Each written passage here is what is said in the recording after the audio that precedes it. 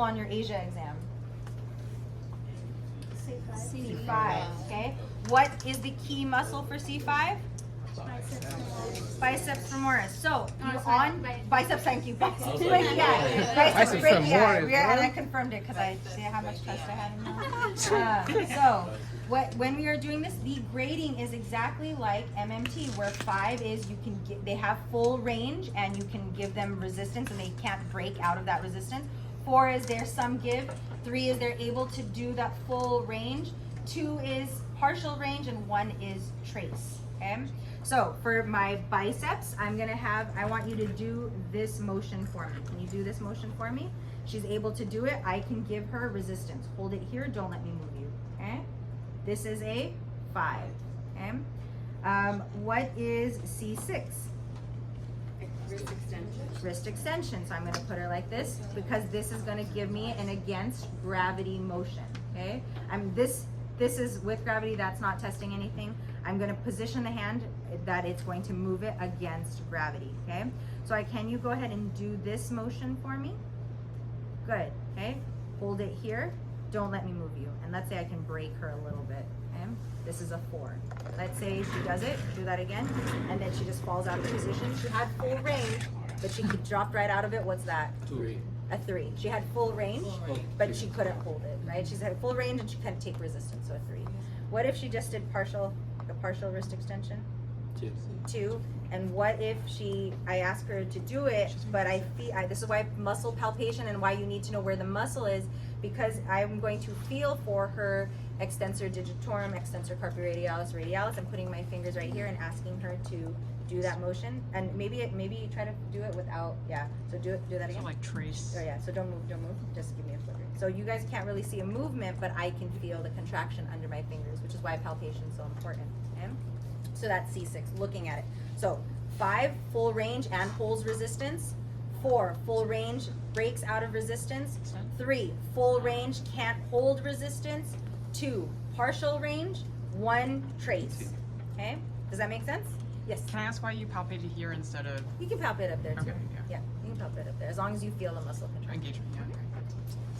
Yeah. No wrong, as long as you're on the muscle.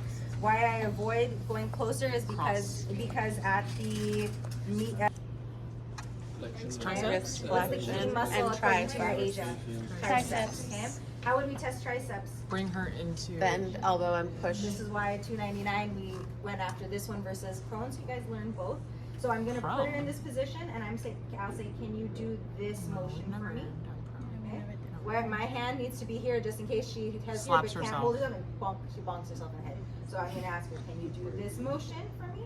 Go ahead and do that motion, and I can palpate her triceps while I'm doing this. Okay. All right. I want you to hold it here. Okay, relax me. Hold it here. Don't let me move you. Okay. My fingers are wrapped around again in case she breaks, that she doesn't bonk. So hold it here. Don't let me move you. Good. She is a 5 out of 5 or 5 muscle function test for the Asia. So I would write a 5 in the C7 box under those key motor muscle that box. Okay. What is C8? Finger Finger flexor flexion. digitorum. Finger flexion. So I know this is where that myotome gets a little confusing. You will have the Asia, so I'm not making you guess.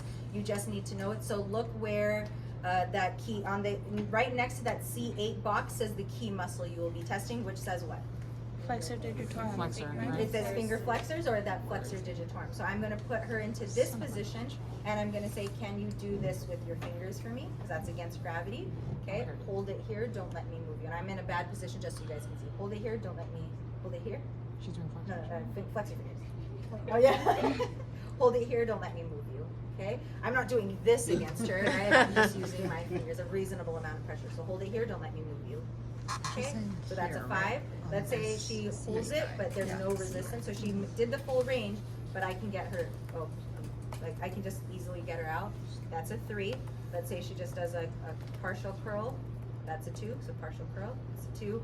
And maybe I don't see any movement, but I feel those flickers in her flexor digitorum. That's a trace. Okay. All right. So C8. What's T1? Look at your Finger abduction. Auxiliary. finger abductor, abductor digiti minimi. How do we test it?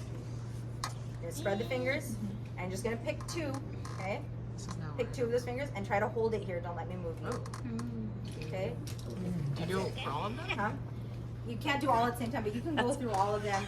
Most people are relatively weak here, and you only do it with two Not me. fingers because this is not something we actively work. Maybe rock climbers, but this is typically weak. Okay? All right, so see, just to run you guys through that again.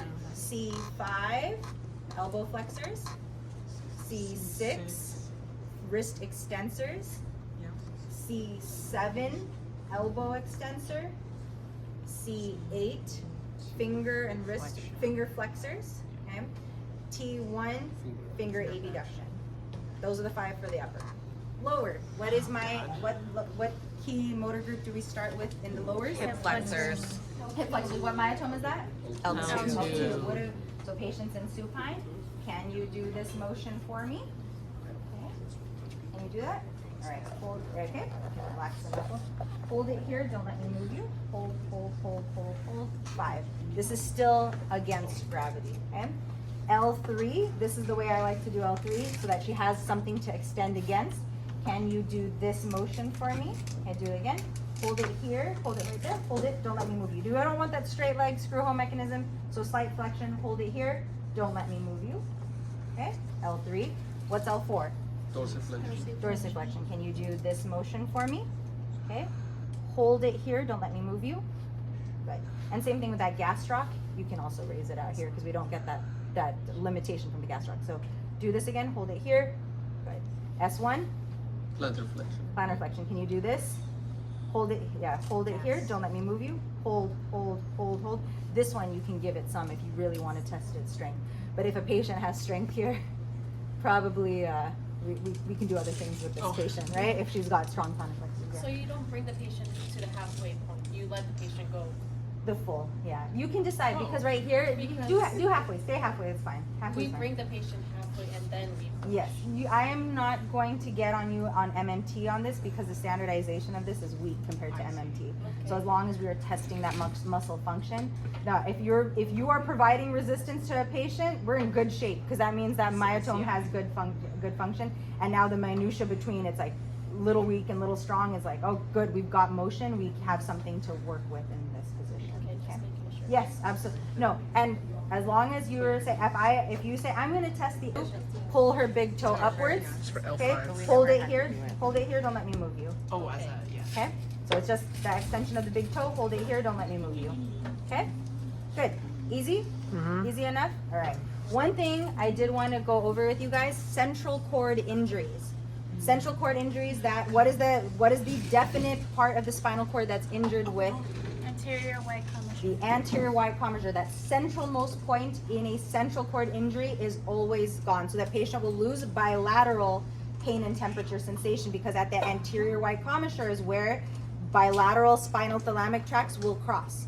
So central cord patients will lose pain and temperature sensation from both sides. The larger that central cord lesion is, it starts to cut into the corticospinal tract, okay? Not that you have this tomorrow, but I just want you to know from a clinical presentation, the larger the central cord lesion, the more it spreads into the corticospinal tract. The first part of the corticospinal tract, as that lesion spreads laterally or outside, is the arms.